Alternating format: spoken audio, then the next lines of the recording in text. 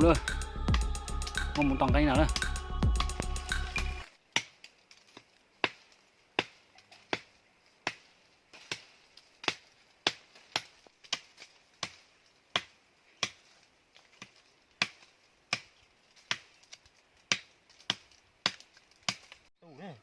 Nhìn xem.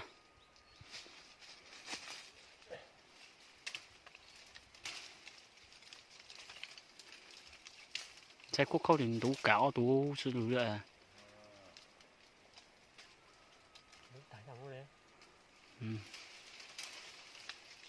Sự khô gà. Khô không đọc chịu.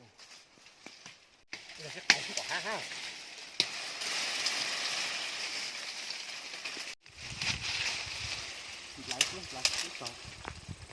Cầm mí xong á nó lù nó luôn. Ô, đã có đủ ăn được. Nó xét thì mua chỉ dùng nữa.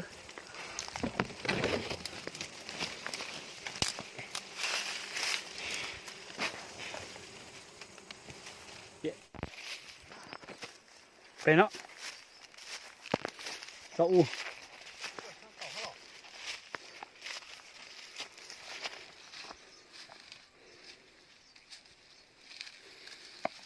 Con đấy, để con đấy.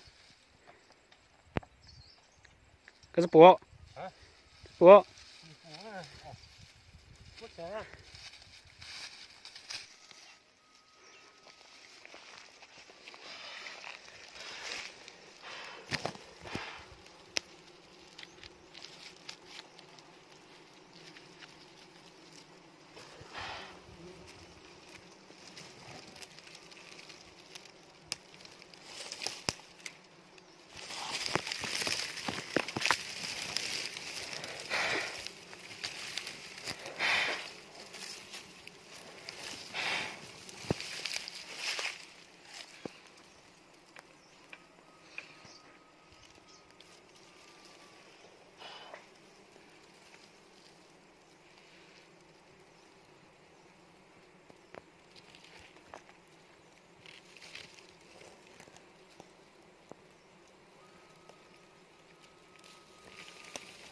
Mũ ơi, một đồng canh ơi. Lọt cờ ơi.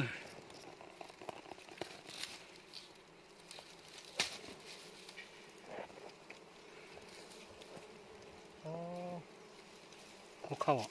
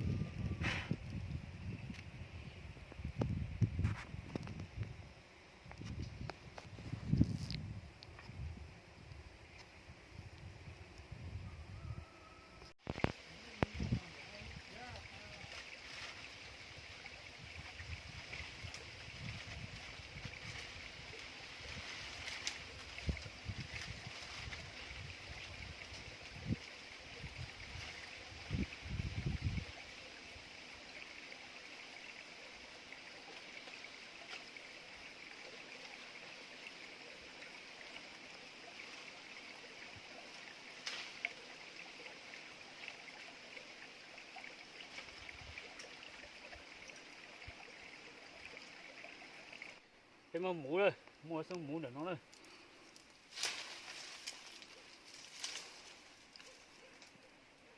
Cho nhỏ nhỏ múa.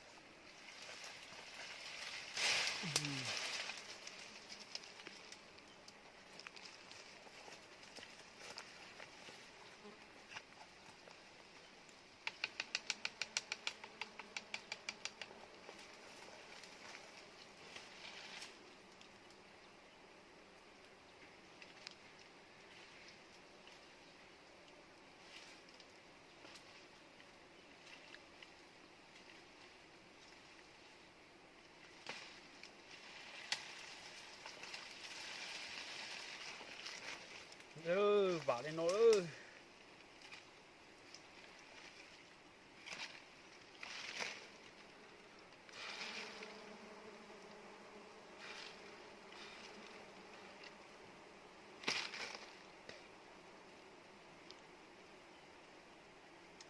Còn cái tí chỗ còn dù cho nè nhiều màu hết cho nè.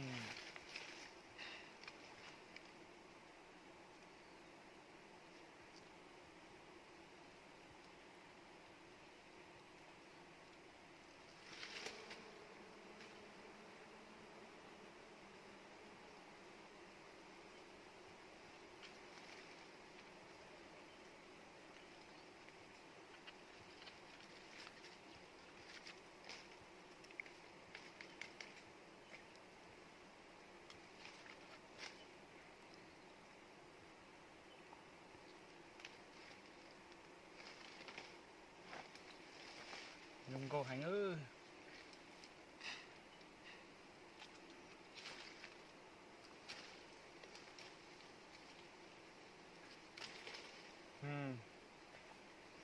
Có gì chứ, chỉ có nhiều thôi.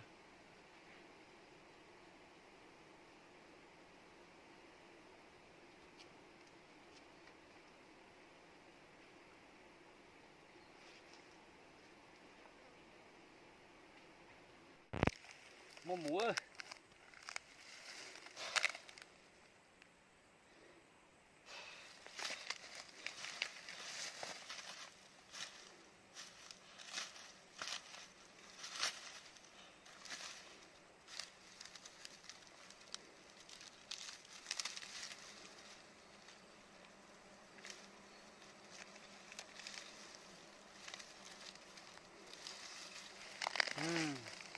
Mua gì cứ.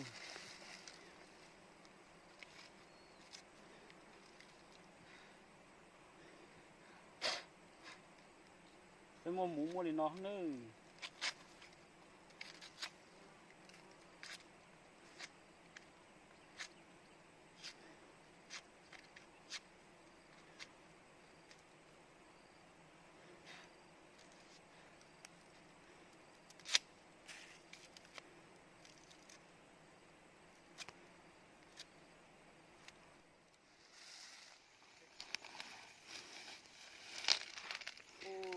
Mũ già lột thắt cho nó ha.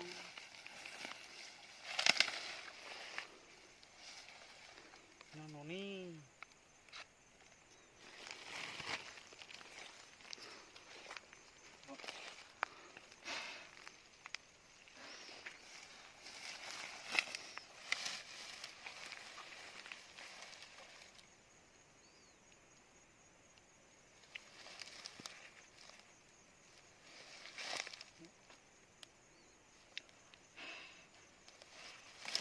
Nó sắp lời nữa.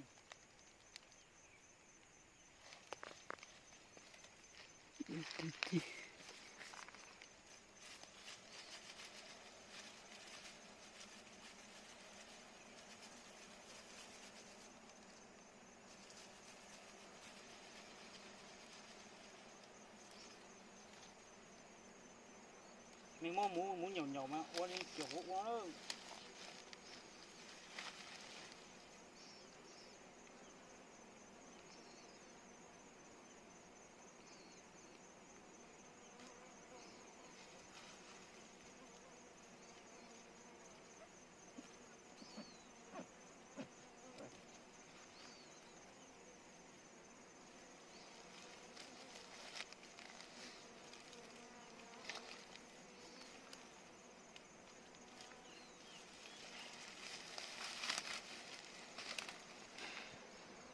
Lọt cơ đi.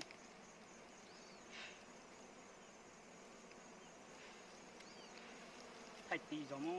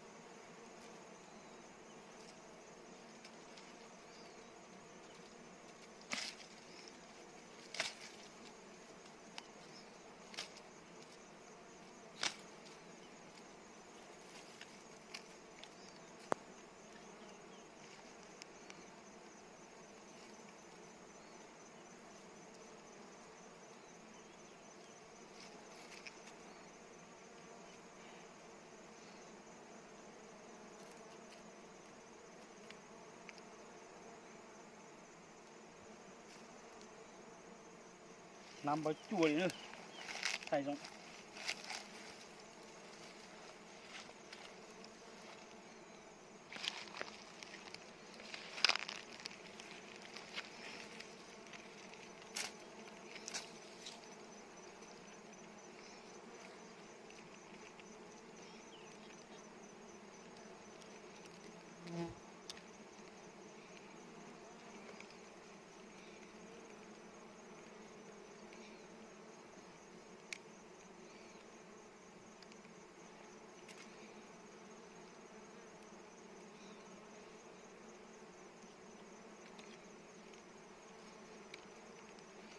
giống câu sắp lời sư giống câu sắp lời chua chua nhát không